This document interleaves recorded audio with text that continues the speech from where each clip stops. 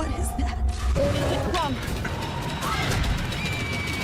Wrong turn to dead end. Welcome back to Horror Recaps. In a few seconds, you're going to listen to a frightening tale narrated by me. Fear awaits you. Watch out and take care. A celebrity named Kimberly Caldwell drives through a remote area in West Virginia to an unknown location for her next movie project. Suddenly, she accidentally runs down a stranger while attending to her phone. Fear grips her and she brings the car to a stop, hoping that the victim doesn't die. Just when she moves closer and tries to help him up, the stranger attacks her and bites her lip off.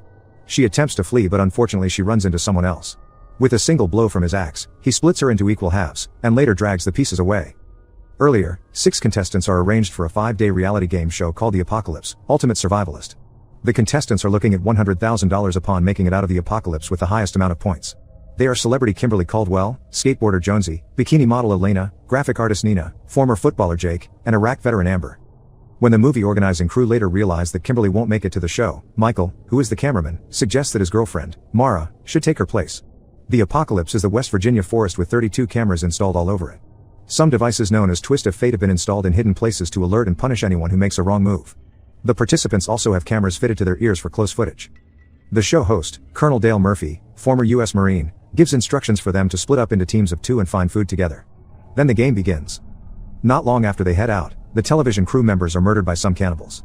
While setting more of the Twist of Fate movie kits up in different spots in the forest, Dale finds arrows shot by some unknown people at his tires. They also destroy one of the devices. First, he threatens whoever it might be but chickens out when he sees arrows flying close to him. He panics and runs to hide behind a tree. When he sees one of them, he throws his knife at him, but unfortunately, he gets knocked out. Jonesy and Amber are a team, and as they walk, Amber finds a broken arrow and makes a spear with it. She soon notices they haven't seen or heard any animals in the forest and feels concerned. Soon, Mara accidentally sets off a twist of fate which states that she and Nina have been infected by anthrax from a nearby laboratory explosion and they should go to the nearby river in 2 minutes to get the antidote. Mara listens and runs to the river with Nina following after her for footage. She sees the antidote and goes for it along an overhanging tree branch. In an attempt to reach for the antidote, she drops into the river, but has the antidote in her hand. The river sweeps her for a while before she gets to activate it. Michael follows Jake and Elena to catch some real-time action between the two. But, Jake doesn't like the way Elena tries to make it freaky, which is exactly what Michael wants. Jake just wants to play the game and insists he won't do anything freaky on a reality show. Then he walks away. Just as if that's not enough, Elena convinces Michael into sharing a peck. When Mara sees this from a distance, she gets heartbroken. Nina consoles her by advising her to forget about Michael and learn to depend on herself. Then she tries to force Mara into beating Michael, saying that is what she did when her fiancé cheated on her, but Mara refuses and yells at her. Nina gets angry and leaves Mara alone for a while. Jonesy and Amber soon find a hunter's small barbecue camp. They steal the food and take it to find the others. I'm afraid they might be stealing a human. Dale wakes up and finds himself hanging upside down from a tree. He looks around and suddenly sees another man hanging likewise, but lifeless. Then, a cannibal boy appears and stabs Dale playfully in the chest twice, then goes to sharpen his knife. Because she's heartbroken, Mara soon decides to leave the game. She finds a small cabin with Nina and they go inside to make a phone call so they can get back to the RV easily. They enter the cabin and later see several photos of a deformed family in their bedroom.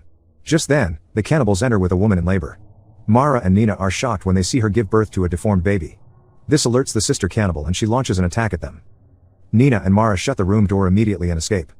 As they flee, panting, the Pa cannibal sees them and ends Mara with one throw of his hatchet. Seeing this, Nina runs more seriously and gets rid of her video recorder piece to hide. The cannibal gets his arrow ready and starts looking for her.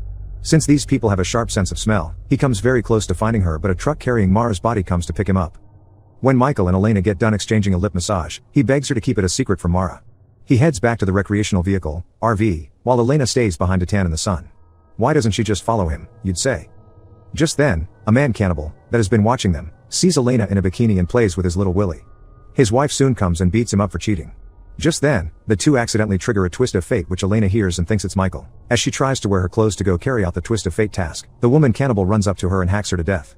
Then the cannibals exchange in the most romantic lip massage since The Notebook. Back over to Dale, he sees the stranger cut open the man in front of him. Soon, the truck carrying Mara's body arrives. He finds a way to cut himself loose and beats a boy cannibal until he eventually eliminates him. After confirming that Mara is gone, he heads out armed.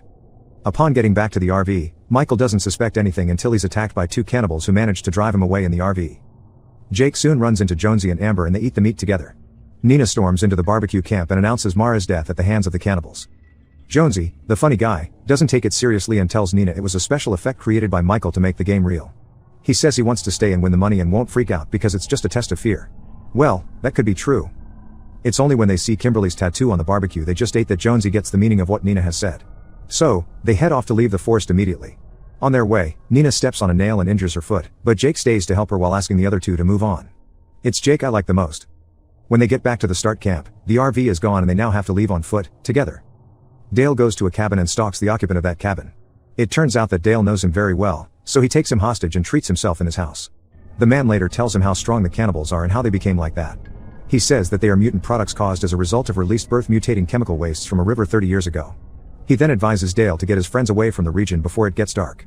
All of a sudden, the man rises against Dale for killing his boy cannibal, but Dale is able to blow him up and eliminate him. The rest later find two cannibals making out and think it's a cannibal taking advantage of a normal person. As a result, they approach the scene to rescue the woman, but to their wonderful surprise, both are cannibals. Nina takes off at once when she sees this, but the rest stay to fight. They soon get away after Amber helps them beat up the cannibals. It's now Amber I like the most. Nina runs off and falls into a pit. When the rest realize that she is missing, Jake decides to go get her. He hears her cry for help and follows it. As he pulls her out of the pit, his shoulder dislocates and Nina helps him pop it back in place. Then they flee till they get to a dead end at a cliff edge above a river. The Ma cannibal finds them and tries to eliminate them, so they jump into the river. Soon, as Jonesy and Amber go on, they encounter the Pa cannibal, who tries to take them out with an arrow but misses. They escape and run, but Jonesy gets caught in a trap. He cries for help at first, but, when he sees the cannibals closing in, asks Amber to leave. Amber ignores him and tries to cut him loose, but she also gets trapped. The cannibals arrive and Pa pulls the arrow to take their life. He reconsiders and gives the bow and arrow to his son, who eliminates them both in a single shot. That's not what I expected to happen. Jake and Nina later get to the pulp mill and go upstairs to find Jonesy and Amber, thinking they should have gotten there before them. There, they find the RV parked among other cars the cannibals have hijacked for decades. Michael's scream is also heard later on and they run to his rescue. Jake goes into the RV while Nina stays outside. He enters and finds out that it's a live feed recording of Michael's elimination and tries to flee, but to no avail. He and Nina are knocked out and captured. Dale stalks the cannibals as they take Jake and Nina. He sneaks into the place where the two are taken after the cannibals cut off Jake's manhood. The Pa cannibal stabs Jake several times and the sister cannibal forces Nina to eat their food. Dale accidentally steps on an alarm that alerts the cannibals, who then go to look for him. He stays quiet beside a car and cuts himself. Then, he leaves a confusing blood trail on the floor for the cannibal siblings to follow until he is able to fire a dynamite-rigged arrow at one of them, eliminating them both. Dale then goes to help Nina and Jake out. He breaks Nina free and also cuts Jake loose. Meanwhile, the Pa cannibal surfaces and shoots him twice before Dale is eliminated by Pa cannibal's wife. The cannibals then go after Jake and Nina and try to push Jake.